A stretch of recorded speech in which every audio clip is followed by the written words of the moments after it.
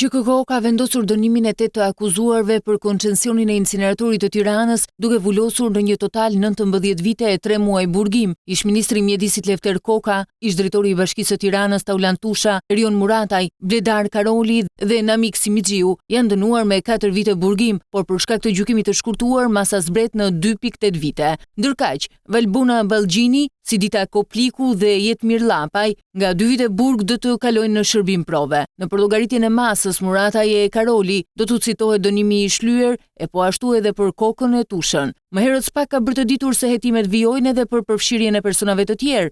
Në kërkim për të, mbeten aksionerët Klodian Zoto, Mirel Mërtiri e Stella Gugallia. Dy zyrtarët e lartë, Koka dhe Tushe, do të vazhdojnë që të qëndrojnë në qeli, pavarësisht kësaj situate. Ish-ministri i Mjedisit u arrestuar në dhjetor të vitit 2021 dhe më herët është dënuar edhe për incineratorin e Elbasanit. Dosja nga shkalla e parë shkoi në apel, që vendosi 10 vite dënim e konvertuar në 6 vite e 8 muaj, ndërsa vazhdon përballjen me drejtësinë sa i përket djegësit të Fierit. Sa i përket ish-drejtorit të Bashkisë së Tiranës, ai ndodhet në masën e arrestit me burg edhe për dosjen 5D për favorizimin në tenderat të kompanisë.